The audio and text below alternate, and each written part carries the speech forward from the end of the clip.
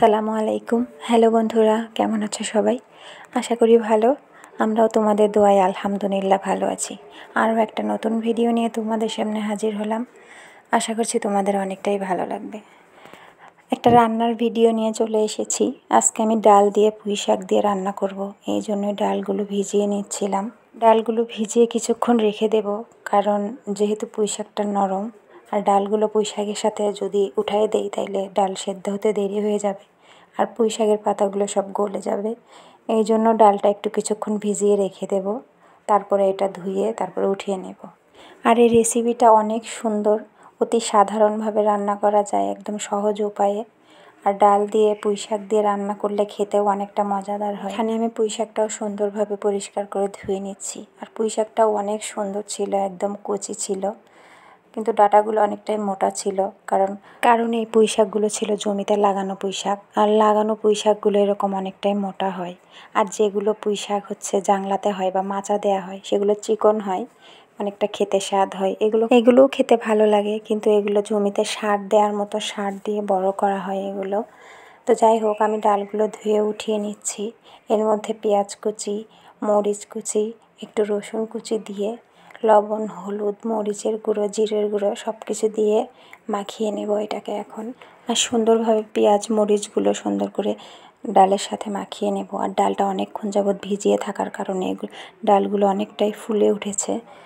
আর এই রান্নাটা আমি প্রায়ই করি, কারণ এটা আমার অনেক ভালো লাগে। পুঁই শাক নিয়ে আসলেই একবারে তো আর সব পুঁই শাক শেষ করতে পারি না।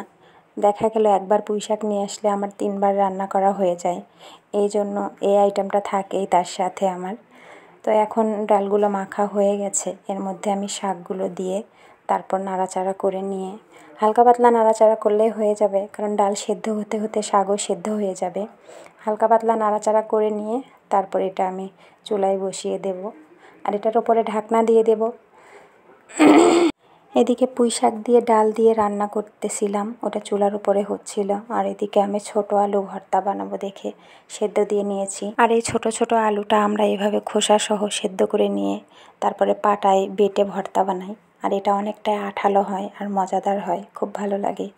এই জন্য পুঁই শাকের সাথে পুঁই শাক দিয়ে ডাল দিয়ে রান্না করতেছি, তার সাথে এই আলুটাও ভর্তা বানাচ্ছি। আর এই আলু ভর্তার মধ্যে আমি কাঁচা পেঁয়াজ অ্যাড করব, এই জন্য শুধু আলু সেদ্ধ করে নিয়ে সেটা তেলে ভেজে নিয়েছিলাম।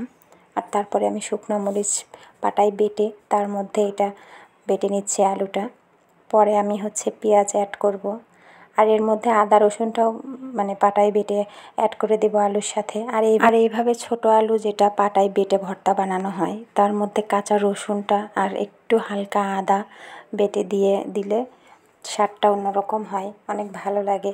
আর আমরা এভাবে ভর্তাটা খেয়ে আসতেছি ছোটোবেলা থেকে। আর আমাদের এলাকাতে এই ভর্তাটা ভালোই সবাই বানিয়ে খায়, ভালো লাগে সবার পছন্দের। আর আমাদের বগুড়াতে তো এই খোসাসহ এই ছোটো আলুটাকে, এই ছোটো আলু যেটা, এটাকে বলা হয় মাড্ডা আলু। আর এই মাড্ডা আলুটা আমরা এইভাবেই ছোটোগুলো ভর্তা বানিয়ে খাই। তো এখন আমি রসুনটা এর মধ্যে অ্যাড করে দিচ্ছি, আলুর সাথে আমি আদাটা দিয়ে দিয়েছিলাম।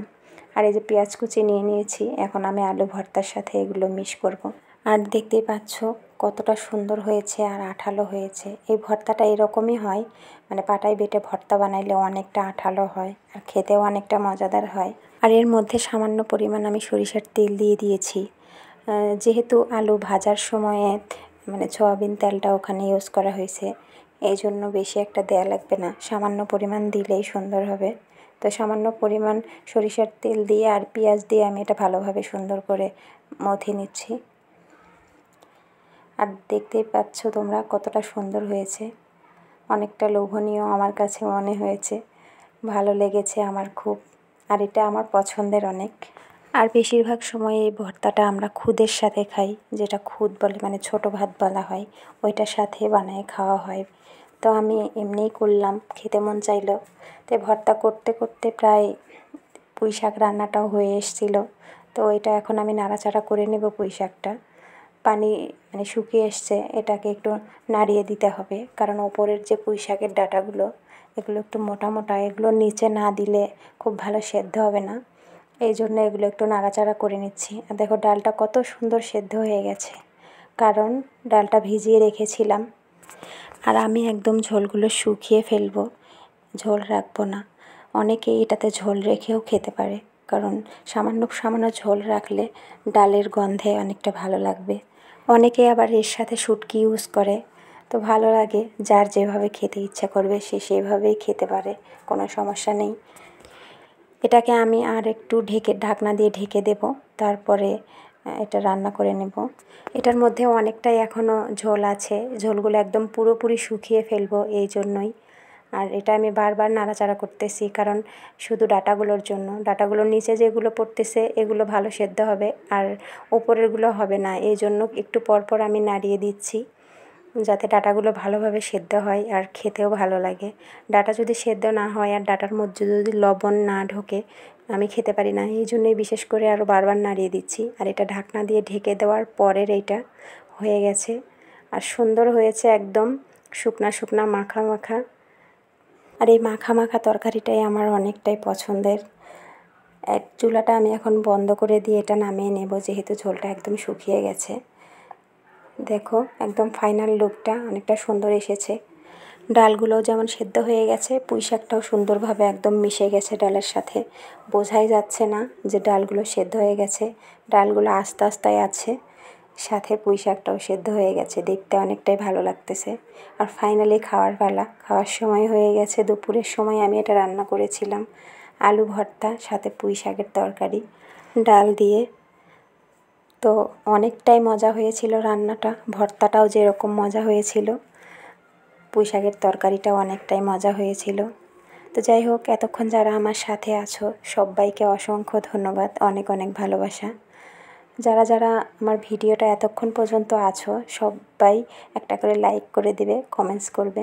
আর যারা আমার চ্যানেলে নতুন তারা চ্যানেলটা সাবস্ক্রাইব করে পাশে থাকা বেল বাটনটি অল করে দেবে, যাতে আমি নতুন কোনো ভিডিও ছাড়ার সাথে সাথেই তোমরা পেয়ে যাও।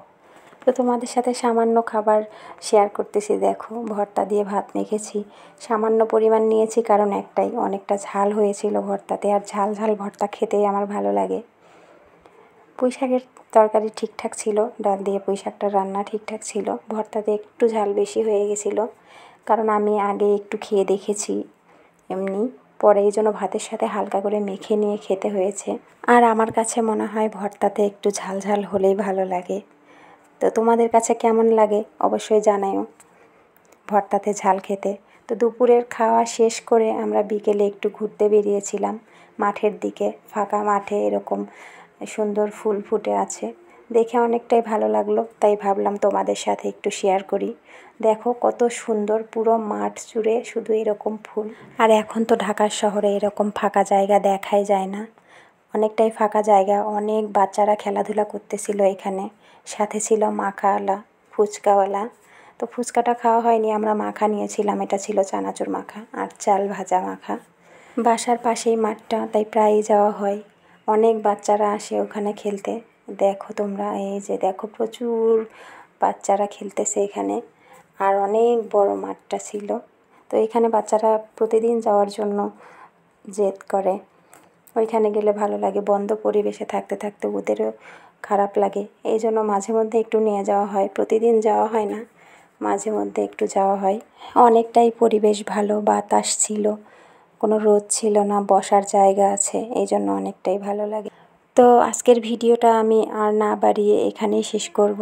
তোমরা সবাই ভালো থাকো, সুস্থ থাকো। আল্লাহ হাফেজ।